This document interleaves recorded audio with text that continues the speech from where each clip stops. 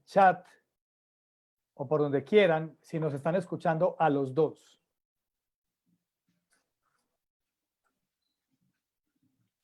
Cindy, desde la hermosa ciudad de Barcelona, por ahí se están uniendo por Instagram.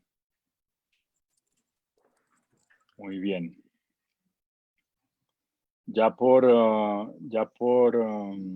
¿Por Barcelona están oyendo o no? Sí. Ah, no sé. Ah, sí. Yo creo que sí, porque saludaron. No sé, Carolina, alguien que nos haga señitas de que si están escuchando en este momento no. Bien, por el Facebook Live nos estamos oyendo perfectamente bien. Ya lo verifiqué. Vete a ver. Listo, por aquí por el Instagram también Chinita ya confirmó. Vale. Bueno, hermano, entonces arranque usted, que usted es el dueño del tema hoy. Démosle Es el dueño de candela la hoy. casa. ¿Oíste? No, es que, a ver, contémosle a la gente. César y yo vamos a estar, hemos venido hablando, pero vamos a estar montando un cuento que se llama Filosofando. Un camino largo por recorrer y a mí me encantó. Vamos a tener cada 15 días un tema X. Y hoy el tema, lo quisimos relacionar con el tema del papá, porque pues es el tema del papá y bla, bla, bla. Y nada, invité a Esteban a hablar del tema, entonces vamos a hablar del el valor de ser padre. Y la primera pregunta... ¿Padre masculino o padre femenino? ¿O padre masculino o femenino o ambos? Parce, honestamente yo no lo había pensado de esa manera. Pero qué bonito eso que usted acaba de traer. Porque posiblemente la gente está pensando, o muchos pensamos en, cuando nos dicen el Día del Padre, es solamente la figura masculina. ¿Cuántas figuras femeninas hoy hay fungiendo una labor de padre? Y ojo pues, posiblemente con muchas más esperanzas que un varón.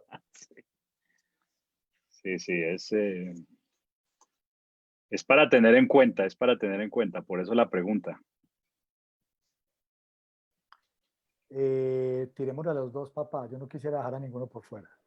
Bueno. Yo sé que es el Día del Padre, figura masculina, o el mes del padre, figura masculina, pero ya que usted lo trajo, me parecería muchísimo más rico si traemos esas dos interpretaciones. Yo sé que se nos jode más, posiblemente, pero abierta la puerta, pues metámonos. Le voy a dar otro paso atrás, y es el cuidador. Porque finalmente, como esto se trata de filosofando, filosóficamente,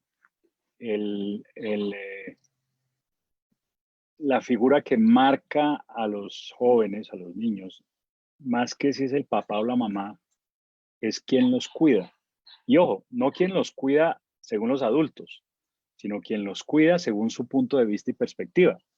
Porque nosotros podemos pensar que los niños piensan que son cuidados por padre o madre, pero desde la perspectiva del crío, ¿quién es el cuidador? ¿De quién depende su supervivencia? Ese es el que se convierte en el creador y generador de creencias, valores, principios.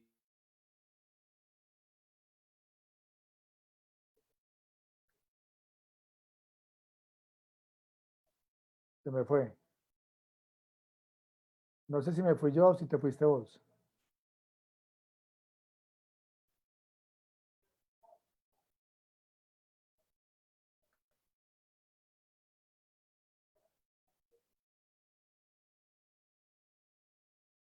¿De una parte?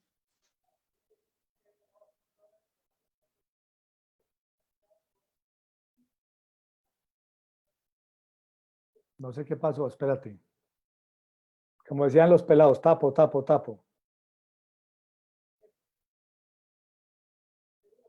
Pero es un segundo porque yo creo que aquí hubo Ya, un tema de redes. ya te estoy oyendo, ya. Ya, espéreme. Espérame, me voy a pasar a 4G, porque es que resulta que la 4G es más poderosa que Que el el wifi. Wi-Fi, y hoy Movistar me dio disque minutos ilimitados. ¿Qué? Datos ilimitados. Eso dicen. Vamos a ver si es verdad tanta belleza. Entonces, ¿qué piensa de eso? De que la figura del cuidador es más importante incluso que del cuidador desde la perspectiva del crío, ¿no? Desde la perspectiva son aún más, no quiero decir importantes porque no es la palabra, no es importante, más relevantes, ¿no? Más relevantes que que el, que los mismos padres. Ustedes de que me dijo a mí esa palabrita de cuidador, quiero ser honesto porque me jodió la vida. Porque cuando yo voy a hablar de padres, siempre se me viene esa palabrita. Y estoy de acuerdo con vos, pues si no, no sé si son más importantes o no. Pero a veces el cuidador o la cuidadora se vuelve más impactante en todo lo que tiene que ver con la formación de pensamiento, de moral, de valores del niño o del joven o del adolescente o lo que sea. Porque, pongamos un ejemplo, el papá se levanta a las 6 de la mañana, la mamá también, se van a trabajar. Vuelven a las 8 de la noche. ¿El pelado con quién se queda o la niña con quién se queda? Con alguien que está compartiendo 12 horas. Voy a meterle matemática a esto. 12 horas. Estoy yo como papá por fuera. Cuando llego a mi casa, hay otras 7 horas mínimo o 6 que yo me las voy a Que duermo. usar en dormir. Entonces ya llevo 18. Me quedan 6. De las 6 horas que me quedan, ¿cuántas horas realmente estoy dedicando a formar, cuidar, contribuir, impactar a mis hijos? Porque muchas, él tiene que estar estudiando, o vamos a comer, o está dormido si es muy chiquito. Porque una cosa es que, ojo, una cosa es que yo llegue a las 8 de la noche y que me acuesto a las 11, pero mi hijo se acuesta a las 9. Entonces ya no voy a tener 6 para compartir con él. Se me disminuye la cosa a 4. Ahora, la pregunta para usted y para todos los que nos oyen, que yo también me la hago siempre, es ¿quién impacta más? ¿El que está 12 horas o el que está 4? Habrá alguien que dice, venga, espérese que es que el impacto que yo puedo generar en 4 horas es lo suficientemente fuerte como para equilibrar el de 12. No sé, pero estoy de acuerdo con vos. Yo no sé vos qué pensás de eso. Pues ahí creo que hay dos componentes. Un componente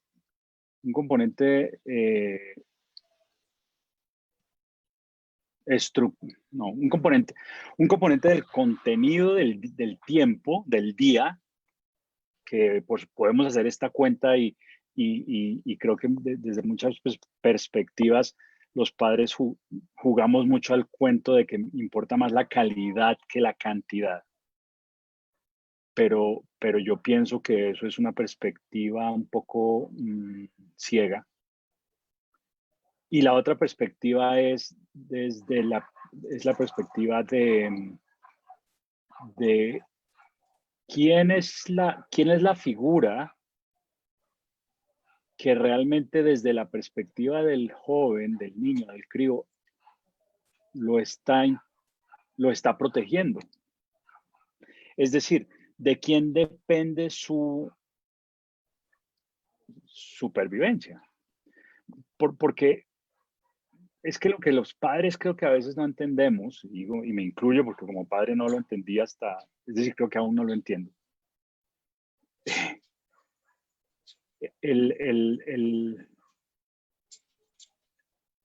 La formación de los seres humanos no es lineal.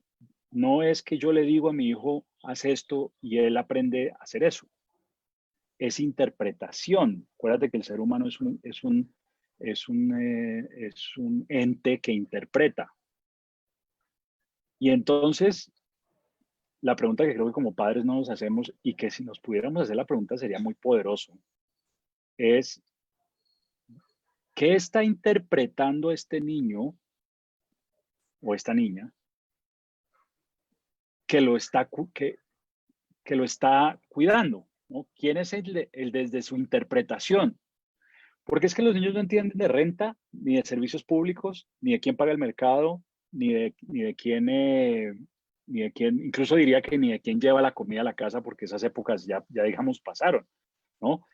Había épocas donde donde los bebés humanos veían al padre llegar con ¿no? Con el venado al hombro. Eso ya no existe. Entonces, por eso inicié esta plática hablando del cuidador. E insisto, es filosófico, porque, porque no creo que sea lineal. O sea, no creo que tenga que ver con esa ecuación de si esas 4, esas 6 o esas 12, sino desde la interpretación del joven o de la jovencita, desde su interpretación, desde su perspectiva, desde su observador, de quién depende.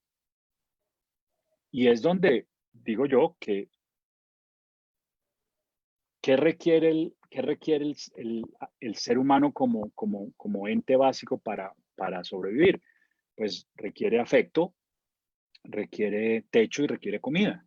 ¿Quién le está dando afecto? ¿Quién le está, desde su perspectiva, dando techo y comida cuando el papá se va a las 7 de la mañana, la mamá a las 8 y regresan a las 6 y está todo el día con la empleada del servicio? ¿Quién lo está cuidando? ¿No? Eh, Digo, una pregunta, yo no quiero decir que tengo la respuesta, pero yo creo que es una pregunta que no nos hacemos como padres. Suponemos, y es el peor error que hacemos los papás, suponer que como yo soy el papá, el niño entiende claramente que yo soy responsable de él. Claro. Eso no es tan lineal. Como yo soy la mamá, el niño aprende de mí los valores, ¿no? ¿Qué es lo bueno y qué es lo malo? Eso no es tan lineal. Porque es que si fuera lineal, lo primero que pasaría, mi querido amigo, es que nosotros aprenderíamos de las experiencias de nuestros padres, si fuera lineal, ¿me entiendes? O sea, si mi padre fue un mal padre porque abusó de la bebida y eso le causó muchos problemas a mí dolor y todo el rollo que trae eso, yo voy a aprender linealmente de eso y la posibilidad que yo tenga el mismo problema es mínima, porque aprendí linealmente. Pero los seres humanos no aprendemos linealmente. O sea, los seres humanos no aprendemos, interpretamos. Y lo que aprendemos es nuestra interpretación. Entonces, creo que como padres perdemos esa perspectiva de que mi hijo está no escuchando lo que yo le digo, sino interpretando no solamente lo que yo le digo, sino también lo que yo hago, ¿no? Y más aún lo que yo hago o dejo de hacer. Y es desde ahí desde donde está aprendiendo. Si Vos es que decís, me, si es que me identifica como cuidador, porque peor aún y más poderoso aún para como padre, si me doy cuenta que mi hijo no me está interpretando ni siquiera como cuidador, porque entonces sé lo que tengo que empezar, por dónde tengo que empezar, ¿no? Por ahí dónde tengo está que el punto, empezar. papá. Pero que usted está diciendo, ¿qué tanto nosotros como papás nos hacemos esa pregunta? Y a mí se me genera esa pregunta es, si le pregunto a mis hijos, adolescentes ya, para ellos, ¿quién es esa figura que les genera seguridad, confianza? ¿Qué responderían? Yo esperaría que El tema mis es, hijos digan, no sé, pero claro, esa ya pregunta son cuando se la, jóvenes.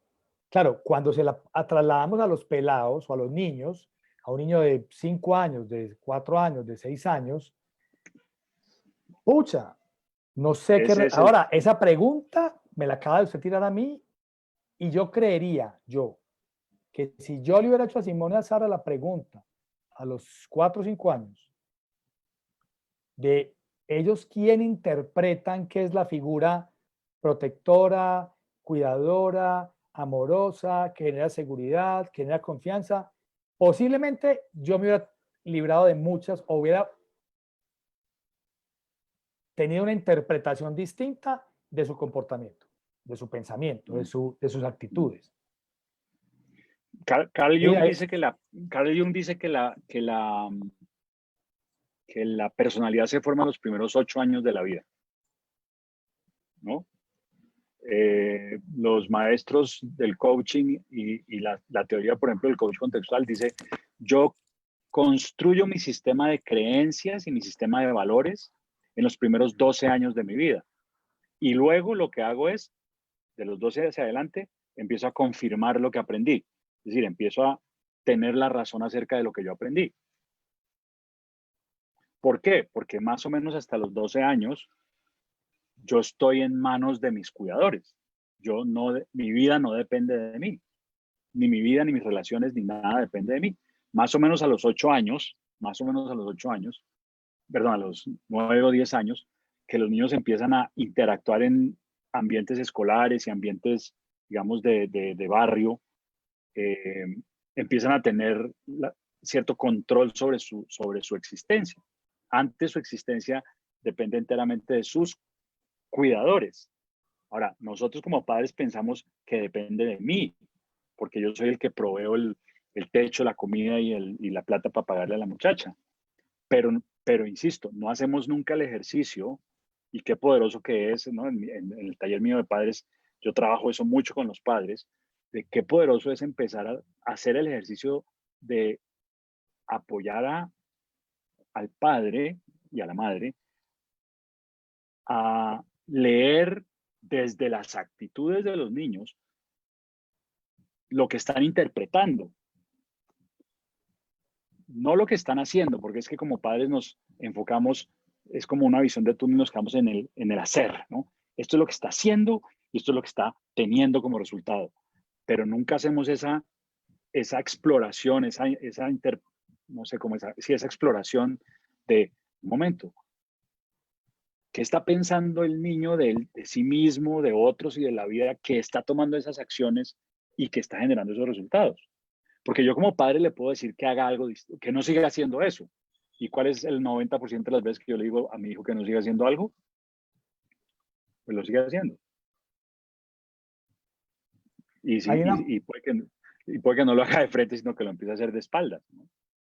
Hay una pregunta que yo tengo una conferencia de padres dentro de 10 días y hay una pregunta que yo le he hecho a los papás con los que he trabajado que me ha funcionado y que se me viene con lo que estás diciendo, y es, si usted le pusiera de 1 a 10 una calificación a su relación con sus hijos, ¿qué número le pondría? Posiblemente usted me va a decir 10. Si le pregunto a sus hijos qué calificación le ponen a la relación de sus papás o de sus cuidadores o de sus papás en este caso, con usted, no suya con sus papás, porque también van a decir 10. ¿Cuál es la calificación que le pone a la relación que tienen sus papás con usted? El promedio de desviación de esa respuesta es 2 puntos. Y en esos 2 puntos hay una tarea muy chévere por hacer, que ese es el tema de lo que, desde lo que estoy entendiendo de la interpretación. Claro, pero le voy a dar otro tip, mi estimado Juanchi, para su taller. Y es que el 90% de nuestro cerebro sigue siendo un cerebro animal, es decir, de origen animal, de comportamiento animal, instintivo. Y nosotros, instintivamente, necesitamos que estos cuidadores estén a salvo. Es decir, vamos a protegerlos. Es decir, que esa respuesta que te están dando a ti, divídela por 2.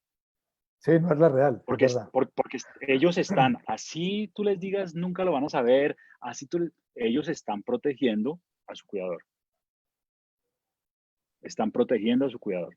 Así que cuando tú le dices al papá y el papá dice 10 o 9, porque nos autoengañamos, y el niño te dice 7, ponle 3. Sí, total. Ponle 3. La diferencia no es 2, eso va a ser por ahí 4. No, porque esa es la otra que los papás no entendemos, que nuestros hijos nos quieren proteger a nosotros. Diría que ni siquiera es inconsciente, es subconsciente, ¿no? Yo requiero que mi cuidador esté bien porque yo dependo de mi cuidador, ¿no? Yo requiero que mi cuidador esté bien porque yo dependo de que él o ella estén bien. Luego, cualquier cosa que le cause dolor, cualquier cosa que le cause miedo, cualquier cosa que le cause angustia, yo voy a tomar todas las medidas del caso, yo niño, para protegerlo. Mientras mi interpretación es que dependo de él o de ella. Ahora, una de las búsquedas más afanosas de los padres es que sus hijos sean independientes. Es decir, que no dependan de mí. Y lo que no nos damos cuenta es que cuando ya no dependen de mí, entonces empiezan a dejar de protegerme, ¿no? Empiezan a dejar de protegerme y es cuando aparecen los problemas, porque ya no están jugando a protegerme, ya están jugando a manifestar su sistema de creencias.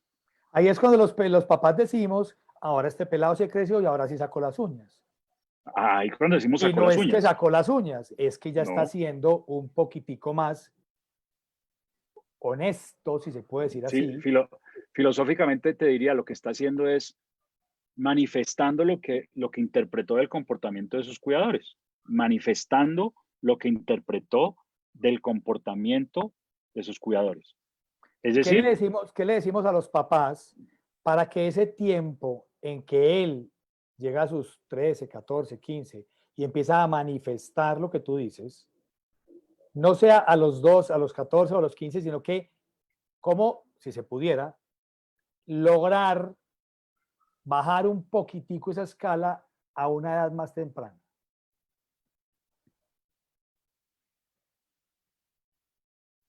eh, se puede hacer a los 20, a los 25, a los 30, Juanchis. Y tú lo has hecho un poco, creo que instintivamente, pero, y además porque por ahí en la mitad de las charlas que tenemos me escuchas. Pero es muy simple y es, nosotros siempre estamos protegiendo a nuestros padres. Nosotros nos hacemos esta idea de que nosotros somos responsables de su bienestar. Ahora, no es solamente instintivo, sino que también de cierta manera es cultural y conforme pasa el tiempo, culturalmente también como que se vuelve más real, ¿no? Entonces, mi coaching con los papás, te voy a poner un ejemplo. Tengo una persona que es mi cliente y entonces su marido tiene un problema complicado de alcohol, complicado. Y entonces su hijo de 16 años empieza a tener el mismo problema complicado de alcohol. Circunstancias distintas, pero eso ocurre. Y me piden cómo cómo hacemos para que este niño y entonces ellos dos empiezan en la pelea. Es que lo que tiene que hacer tú es que tú eres ejemplo y tú eres la y bueno, y entonces ya conocen el lenguaje de los entrenamientos y tú eres el responsable. Bueno, una pelea ahí tremenda. Una pelea Y terminológica. sí, una pelea y además una pelea que lo que busca es encontrar el culpable, ¿no? ¿Quién es el culpable? Y el culpable es el niño. Ahora, culpable entre comillas, porque él interpretó de ver a su papá un poco ausente y que manejaba su angustia y que manejaba su miedo y que manejaba su dolor ingiriendo estas cosas, pues lo que él interpretó es que así es como se maneja que es una herramienta de Esos manejo estados. del estrés, de la vida. Por supuesto, el estrés de la vida es exactamente igual para un niño de 12 años que para un señor de 45 años. Solo que los problemas de 45 son distintos a los de los 12, pero el nivel de estrés es el mismo. ¿Entiendes? Entonces, ¿Qué es? Y entonces lo llevaron al psicólogo, la mamá le decía, lo regañaban, lo castigaban, le quitaban. O sea, el chino encontraba la manera.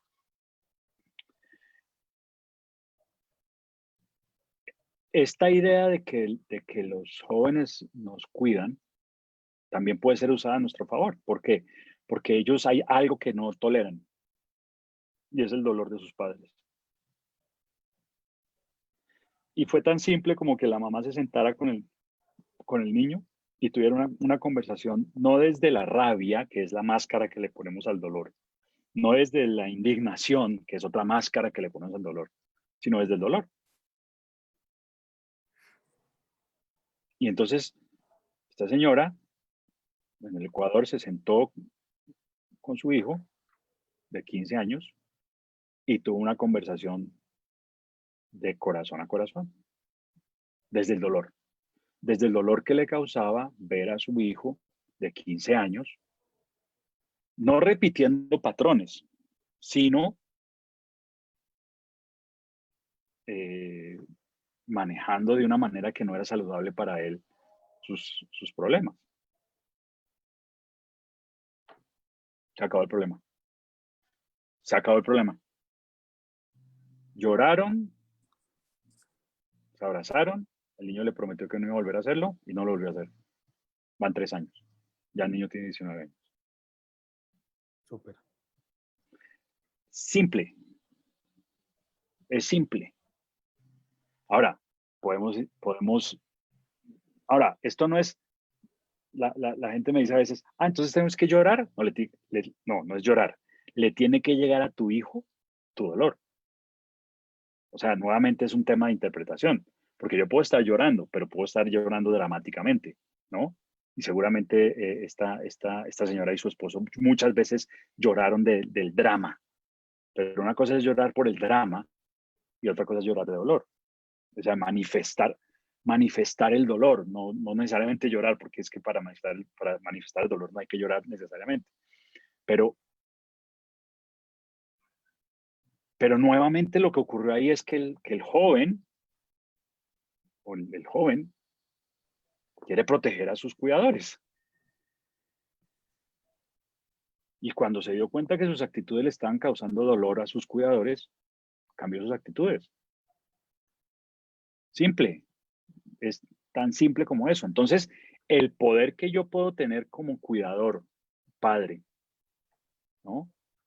Al ser consciente de esto, es asombroso. Es asombroso. ¿Por qué desde el, Espérenme un segundo, voy desde a el prender la luz punto de porque ya no me vista veo. desde el punto de vista tuyo, por qué como papás nos da miedo o por qué evitamos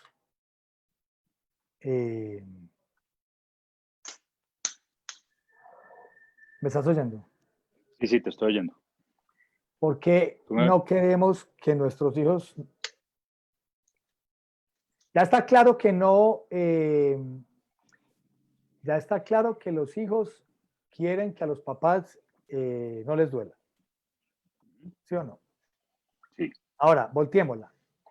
¿Por Sí. qué creemos, o cuál es la creencia que traemos, que a los papás se nos vuelve un tema sentarnos desde el corazón, háblese de dolor, háblese de alegría, háblese de tristeza, háblese de lo que quiera, pero de expresar realmente nuestras emociones, nuestras sensaciones, nuestros sentimientos, hacerle entender al hijo o a la hija qué estoy sintiendo como papá? A mí es que yo veo mucha cosa, César, y me llena de preguntas, porque a mí me funcionó, a mí me funciona sentarme con mis hijos, pero pues obviamente, como deciste vos, pues he aprendido, o estoy aprendiendo, o he desaprendido muchas cosas, y a través de lo que he aprendido con vos, visto con vos y con otros entrenadores, pues he tomado acciones distintas. Pero ¿por qué a nosotros, como papás, por qué nos inventamos ese cuento de que no nos podemos sentar con los hijos a que nos duela? que mi hijo no me puede ver llorando, porque se nos vuelve un hijo de madre drama brutal. Es que no es solamente con nuestros hijos, es con todos. No es de padres, es del humano, ¿no? El humano, el humano ha creado esta creencia de que experimentar el dolor lo vuelve vulnerable, lo vuelve débil, lo vuelve eh, presa fácil. Y eso era cierto hace 70.000 años, cuando estábamos cazando en las planicies, ¿no? Entre 5 manes con 2 piedras y 3 palos un tigre. Un Eso era jabalí. cierto. Claro, en esa época era cierto. El dolor o espanta a la presa porque me huele, o el dolor me expone y el tigre o el jabalí me ataca y me mata. Eso era cierto, antes era cierto. Actualmente, en realidad, en la actualidad, no me pone en peligro físico, me pone en peligro social, porque culturalmente esto de dejarme ver vulnerable, pues es culturalmente rechazado. Entonces, como que la mente no distingue, esto es la razón por la cual construimos un contexto de sobrevivencia. Empezamos a defender ya no nuestro cuerpo, sino nuestra historia. Quiero defender mi imagen, ¿no? El famoso ego. Culturalmente,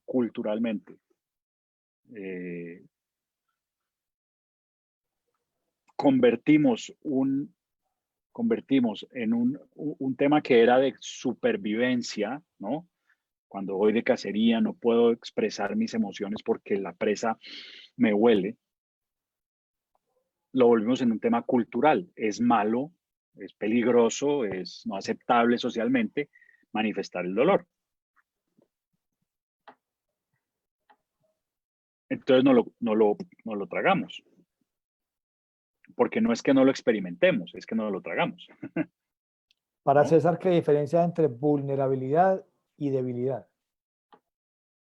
Uy, vulnerabilidad es muy poderosa. Mira, la debilidad desde mi perspectiva, hay dos. Hay la debilidad física, que es de una persona que está sin energía o sin fuerza física. Esa es una.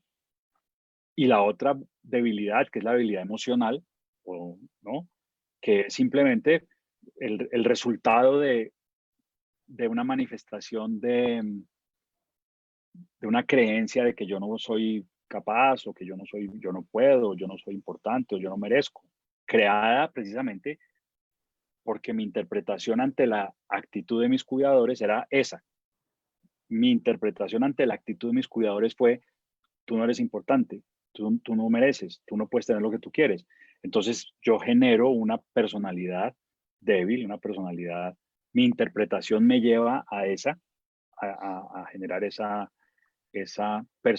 conversación, esa creencia, ¿no? O mejor, esa manifestación de mi creencia.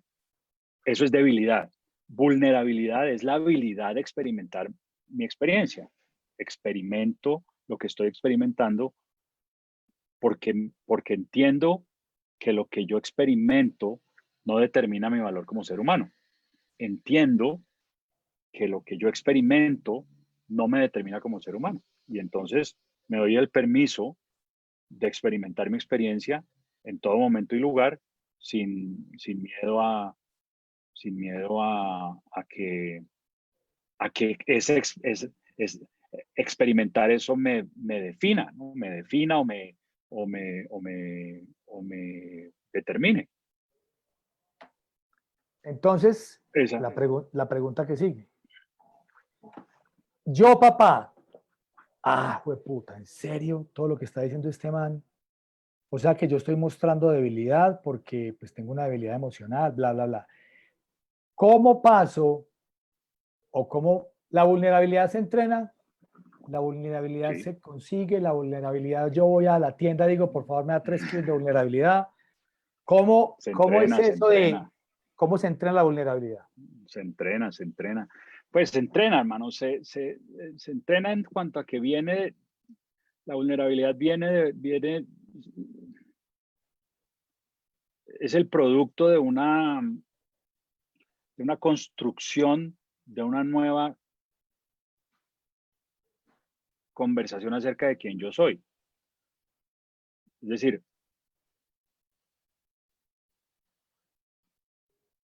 yo puedo tener una conversación cultural heredada de mi pasado de que yo soy un hombre o una mujer fuerte y dura y que nada me afecta. Y eso me ha servido para crear la vida que quiero. Y si sigo en la misma postura, la vida que viene va a ser igual a la vida que he vivido, ¿no? Sin embargo, si yo veo que esa vida no es la que yo quiero hacia el futuro, yo puedo construir una nueva historia sobre mí.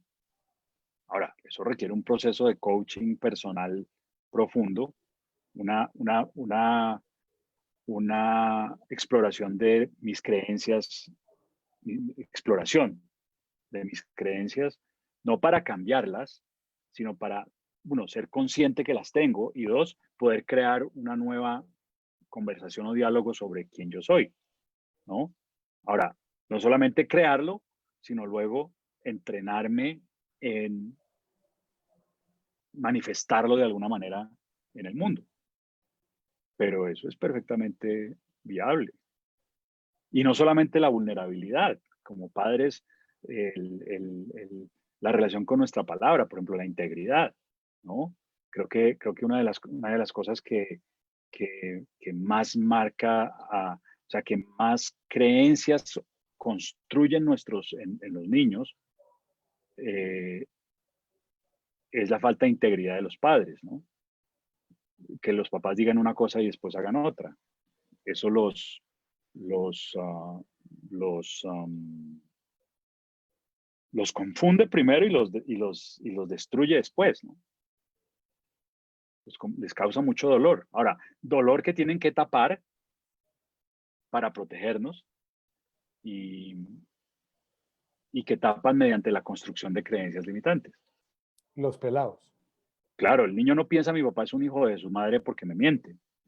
El niño piensa yo no soy importante, tan no soy importante que ni mi papá me dice la verdad.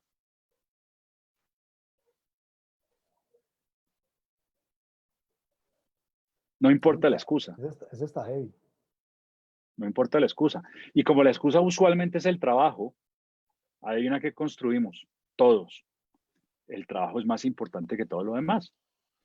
Entonces los hijos que más fueron en su primera infancia, los hijos que más fueron ignorados por cuenta del trabajo, usualmente son los que más ignoran a sus hijos por cuenta del trabajo, porque construimos para proteger a mis padres esta conversación de que el trabajo es más importante que todo lo demás.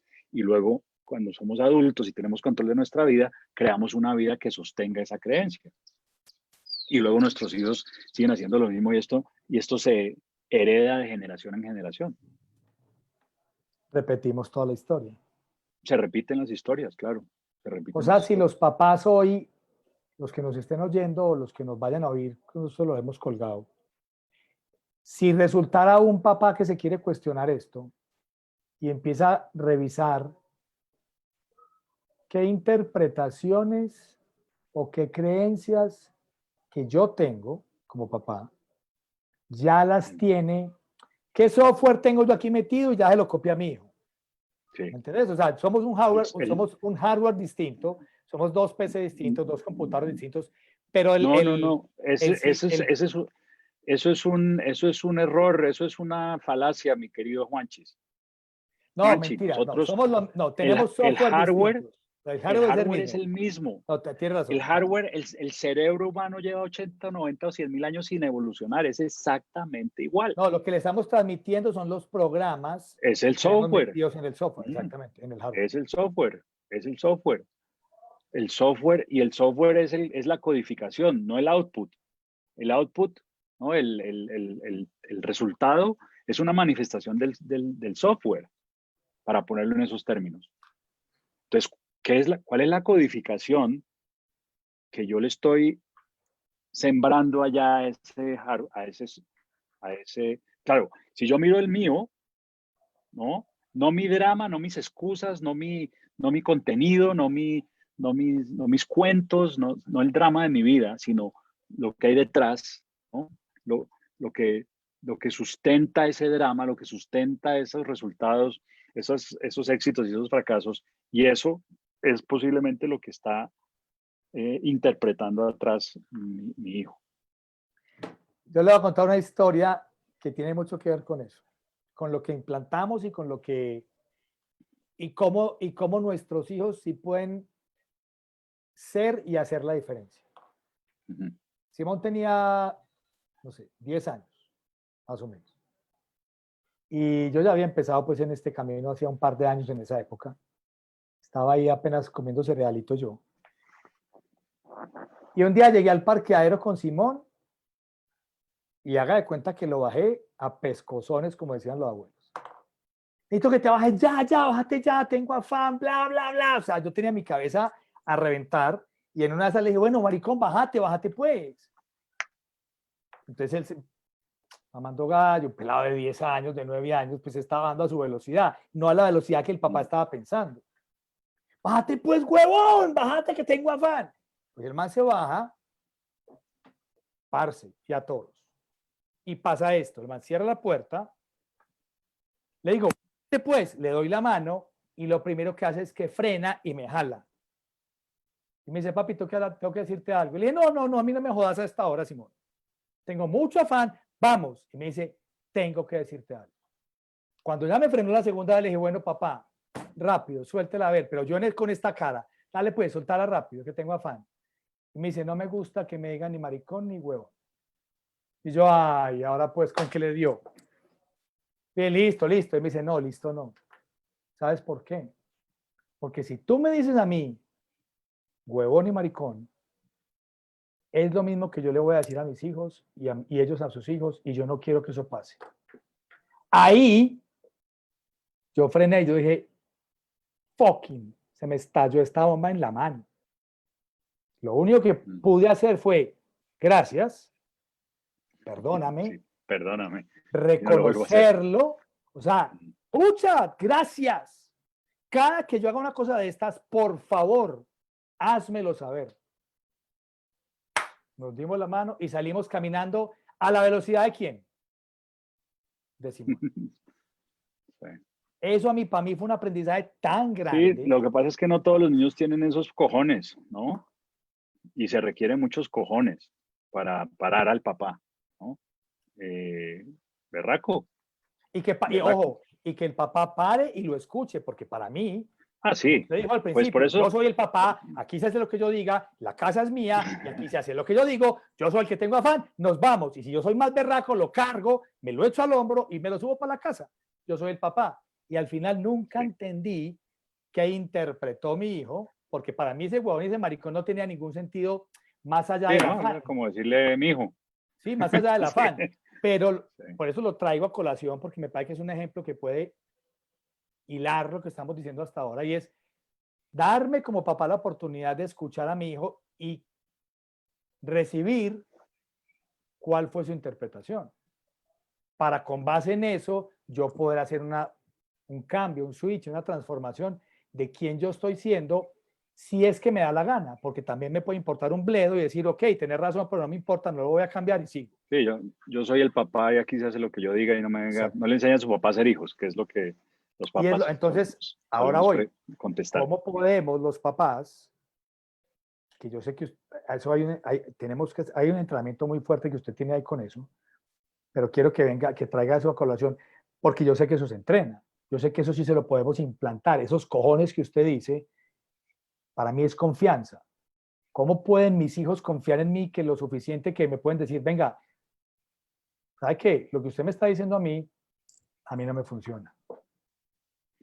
Pues yo creo que, como te digo, creo que es muy afortunado porque no todos los niños tienen esos cojones. Pienso que ante todo requiere una relación en donde los jóvenes, los niños no se sientan juzgados. Es decir, que la conversación eso está bien, eso está mal, no esté tan arraigada. Y,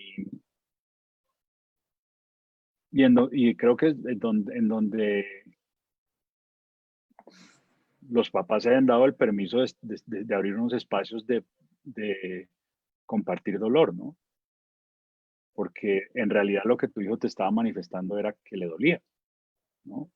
No sé cuál era su estado emocional, pero yo pienso que si te paró fue porque te llegó su dolor, ¿no? Y por eso decía que el dolor no necesariamente se manifiesta con el drama del llanto y no, la gente está pensando, la gente piensa cuando yo les digo esto que yo estoy diciendo, ah, entonces tengo que llorar. No, tengo, me debo presentar de tal manera que a la persona le llegue mi dolor, ¿no? Y lo que pasó ese día fue que lo que él dijo, lo dijo con dolor y a ti te llegó ese dolor. Uy, se fue la luz aquí y volvió. Entonces, entonces, pienso que ese es como no sé si llamarlo el secreto, ¿no? Pero, pero es crear ese espacio, ¿no? Un espacio en donde haya ese permiso de manifestar mis dolores con dolor, sin el juicio de eso está bien, eso está mal, eso es correcto, eso es incorrecto. Eh, que los jóvenes, si yo logro con mis hijos un espacio donde mis hijos pueden manifestar sus miedos, sus dudas, sus dolores, incluso los que les causo yo, pues eso les va a dar, les va a generar ese espacio para que me lo manifiesten, ¿no? Y eso les va, Ahora, insisto, eso les transfiere seguridad, ¿o no? por En ellos, supuesto, claro, autoconfianza. claro, porque en el momento en que te lo manifiesta, tiene miedo. En el momento en que te manifiestan algo así, ellos tienen miedo de ser atacados, ¿no? Contraatacados. Pero si lo que encuentra es apertura, eso apuntala su seguridad, ¿no? Apuntala su seguridad. Eh, es como los niños creen lo que los papás les dicen. Entonces, si el papá le dice cállate, tú no sabes, pues eso es lo que el niño aprende, cállate, tú no sabes. Si, si, si el niño cuando manifiesta lo que quiere manifestar escucha apertura y escucha apoyo y que lo escuchan, va creando una creencia, va construyendo una creencia de que es importante, de que es valioso, de que puede manifestar lo que piensa y entonces esa se la va a llevar a su vida adulta, ¿no? Insisto, es simple. Lo que pasa es que no es fácil. ¿Por qué? Porque tú y yo venimos, o sea, venimos de generaciones en donde la letra con sangre entra, los niños hablan cuando las gallinas mean, eh, eh, y todas las otras frases, Cállese, ¿no? En esta cállese. casa se hace lo que yo digo, cállese, y todas estas manifestaciones de poder, ¿no? Que, que básicamente lo que causaron es que nos calláramos y entonces nos callamos, ¿no? Nos callamos, pero, pero ¿a qué costo? Y ¿A qué eso es lo que hoy precio? le ¿No? estamos transfiriendo a nuestros hijos. Y no solamente eso, que estamos pagando precios en nuestra vida por eso, es decir, Claro, es un perder-perder, ¿no? Porque se lo transmito a mi hijo, pero también en mi vida estoy dejando de decir cosas que debo decir, eh, perdiéndome de situaciones, de resultados que no estoy creando por no hablar, por cuidar mi imagen, por proteger a alguien más, a, proteger a, proteger a quien sea la figura autoritaria. Eso después se proyecta en figuras autoritarias. Entonces, después la persona que no es capaz de confrontar a su jefe, ¿no? O que lo meten en enredos porque todo el mundo sabe, eso dígale a Juanchi que Juanchi no dice nada, ¿no? y yo no entiendo por qué, pues eso viene de una relación con mi cuidador en donde yo no se me permitió manifestar lo que yo quería manifestar. De ahí que adquiere una nueva perspectiva cuando empiezas a mirar contextualmente la paternidad, ¿no? No es solamente en el contenido, en el haz esto y esto, sino cuando lo empiezo a mirar desde una perspectiva contextual, de qué manera las interpretaciones soportan la construcción de creencias, no lo que hacemos ni lo que decimos, sino la interpretación de los niños. Y los niños están interpretando desde mucho antes de lo que nosotros pensamos. Hay un documental que se llama La vida secreta de los bebés. Ya no está en Netflix, pero ¿Cómo se creo que llama? ¿Cómo se consigue todavía llama? en YouTube. La vida secreta de los bebés. Okay. Baby's Secret Life. Y creo que se consigue, ya no está en Netflix, pero está en YouTube. Y por ejemplo, los niños, los hijos de los sordomudos,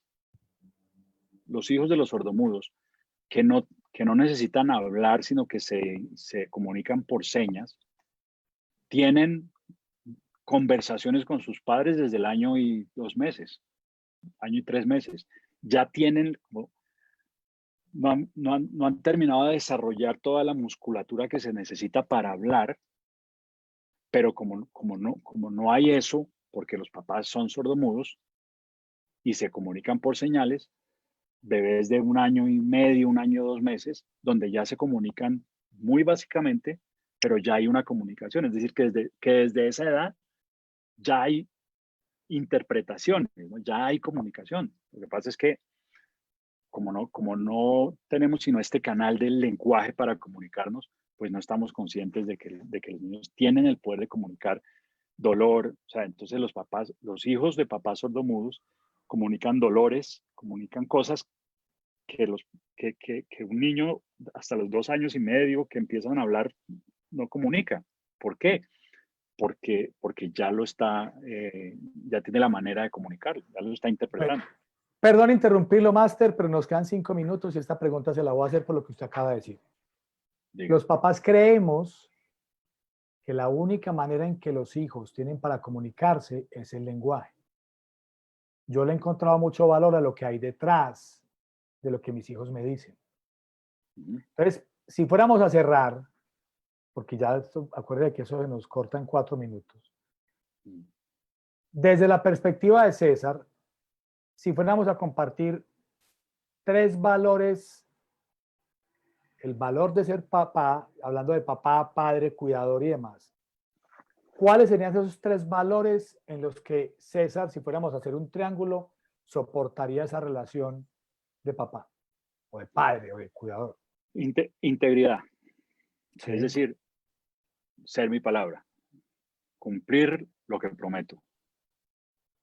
Vulnerabilidad, es decir, dejar ver mis emociones, no tenerle miedo a experimentar sobre todo mi dolor, no mi rabia, porque para eso no tenemos problema, sino mi dolor a mis hijos.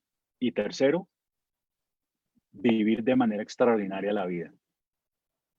Es decir, que mis hijos vean que yo estoy disfrutando plenamente de este regalo que se llama la vida.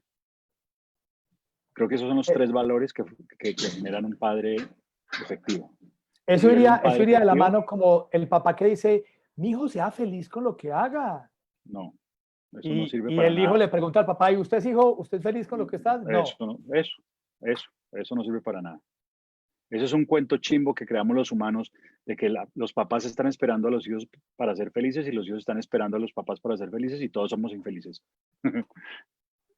¿No? ¿Qué le pondrías en la mitad? Que se me acaba de ocurrir. Tenemos ese triángulo donde está integridad, vulnerabilidad y una vida extraordinaria. Si a este triángulo le fueras a poner algo aquí en la mitad, ¿qué le pondrías? Incondicionalidad, entendiéndolo como no juzgarlos. Quitarnos la conversación de lo bueno y lo malo. Siempre es un placer conversar con usted, papá. Cada vez Vale, aprendo más. Hey, gracias a todos los que se conectaron, gracias por estar aquí, gracias por acompañarnos. Gracias a todos. Queda en Facebook Live de César Martínez Álvarez. Te iba a preguntar, decirle a la gente las redes tuyas para el que no te sigue te pueda seguir.